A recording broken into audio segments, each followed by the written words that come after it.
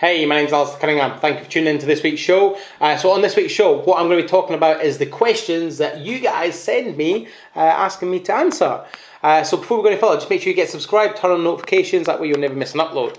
Thank you also for being here and for watching. It really does mean a lot. Okay, so I do get many questions, so I can't always give an individual answer to each person, just purely down to the volume. Question number one is, I get this everywhere. Hey Alasdair, I'm new to deal sourcing. Can I co-deal source through your company?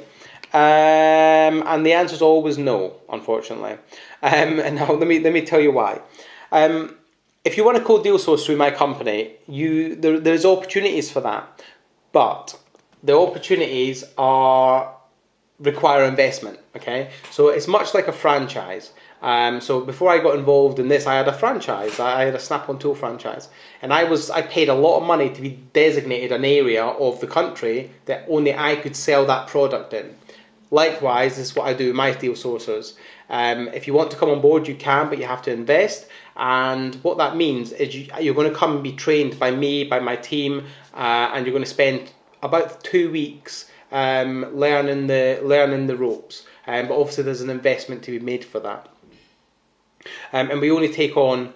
We've got 6 people that we're working with, and we're not really looking for many more. But I'm not trying to sell this, so don't message me saying I want to do it, because it's a case of if I see somebody doing really well through one of our training program, I'll talk to them about it.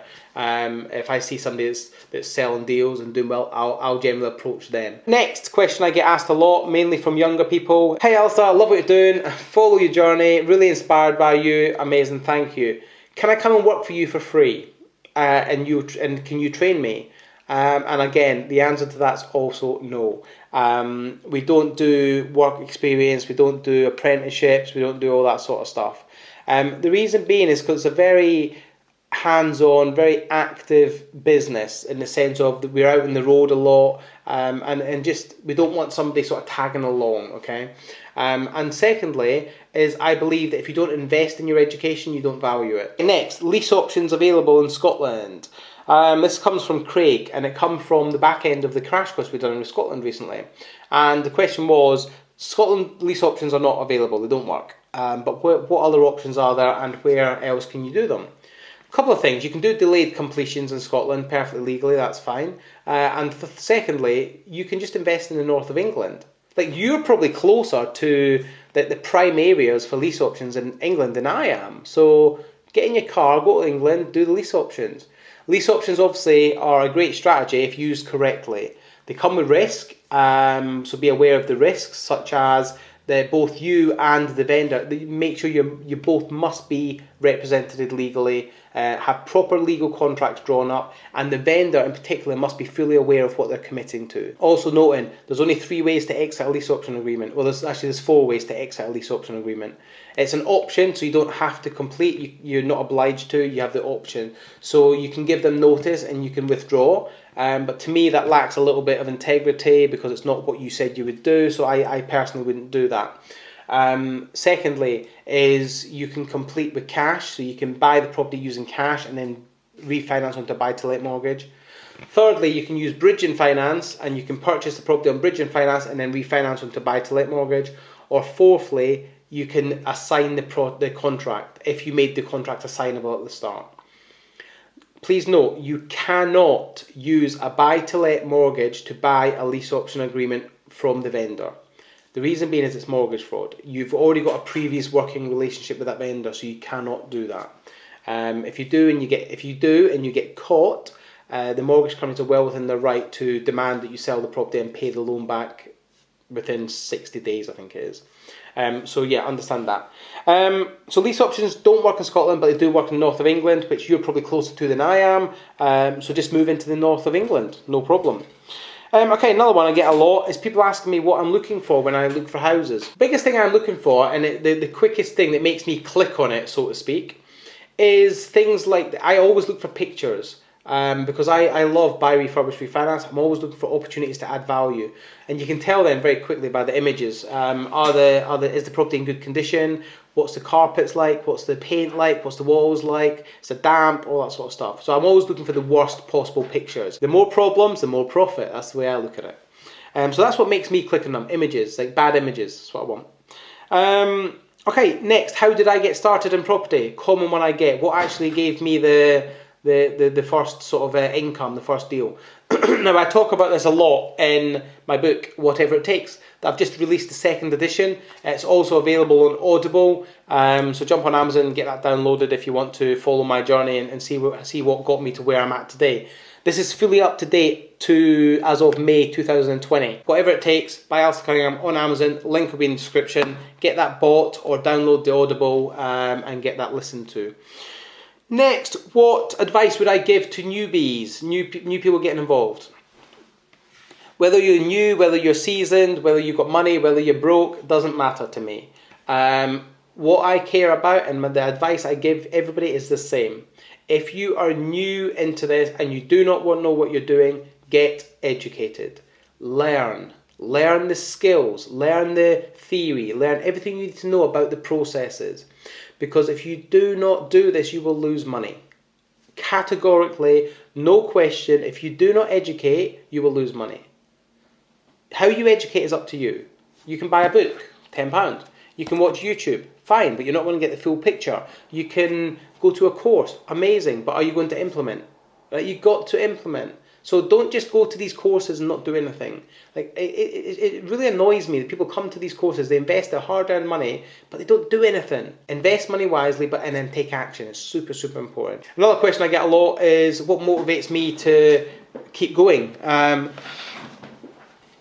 The reality is my girls. I've got two young girls. I'm not young actually. I've got a 13-year-old and a 21-year-old. They're everything. They're everything. So everything I'm doing is for them. The legacy, the assets I'm building, the investments I'm building, it's all for them. It's not for me. I don't care about me. Really don't care about me. As long as I've got a little bit of cash flow to keep me going every month, I don't care about having hundreds of grand in the bank. I don't care about having like all this like Lamborghinis and all that stuff. I don't care about that. All right? I care about building assets and legacy for my family. And yes, I make money. Yes, I make good money. Right?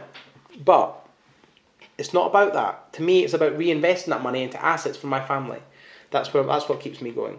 And I want my girls to know that no matter what you want to achieve, you can. So I want my girls to know that no matter what you put your head to, you can get there. No matter what you want to achieve, as long as you do the right stuff, take the right action, get the right education, you'll get there. That's what I want. One thing I will say before we go is a lot of people ask me about my multiple income streams. Now, I think it's really important that you understand you've got to have multiple income streams. So I have multiple income streams. Now, let me just tell you about them. Number one, I've got my income stream from my houses. Great. So I make, every money, I make money from rental income. That goes into the account. Number two, I've got my book. That makes, in the first year, that made about £12,000. So that's making about £1,000 a month. Number three, I've got my Audible version of that book. Again, that's going to start making income very, very soon. It's just been uploaded, so hopefully by the time this video comes out, it's probably going to be live. I've got some shares that have been invested 4 or 5 years ago that are doing well, and I get a payout from them every now and again. I'm invested into another business, which means I get a payment for that every 3 months, and that's doing very well, and I'm a complete hands-off investor in that business. I put £15,000 into that business 5 years ago, and it's thriving. It's doing very, very well, and I'm still a partner in that business, and I still get not rental income, I still get payouts from that business every 3 months, so happy days. I train. I get money to train. I get money to go and speak at events, and I get paid to train and help people on their journey. Am I ashamed of that? No, I'm not. Because I do a bloody good job and I deliver 100% all the time. So again, I'm very happy with that. And I'm also a semi-professional blackjack player. Like, some of you know that, some of you don't. To me, it's a little business. I invest money and I invest money into that business. And I look at it as a business. I'm not a gambler. It's a business. I understand the mathematics behind it, and it just ticks along nicely. And I make a good amount of money from that on a monthly basis, on an annual basis. For instance, it has its own bank account, so I invested £5,000 into that account about 4 years ago, and that £5,000 is still in there, but there's actually more. There's a lot more in there, and I use that money to purchase and to buy assets with, because I know what I'm doing and I have systems in place to protect it. But because I treat it like a business, I also respect it like a business, and I don't go in there like most people do it. Go in there and go, oh, just do that, because they don't know what they're doing. Casinos don't like people like me because we know what we're doing, and when we know what we're doing, we make money. Do I lose? Of course I lose now and again, but that's part of the game. I'm an entrepreneur. I'm here to take risks to make more money. That's what I do. Guys, hope you found that useful. If you have, drop a comment, let me know. Just to clarify, I'm not advocating anybody gets into blackjack. Only do it if you're educated and you know what you're talking about. Do not risk anything you cannot afford to lose. So guys, hope you found that useful. Catch you next time.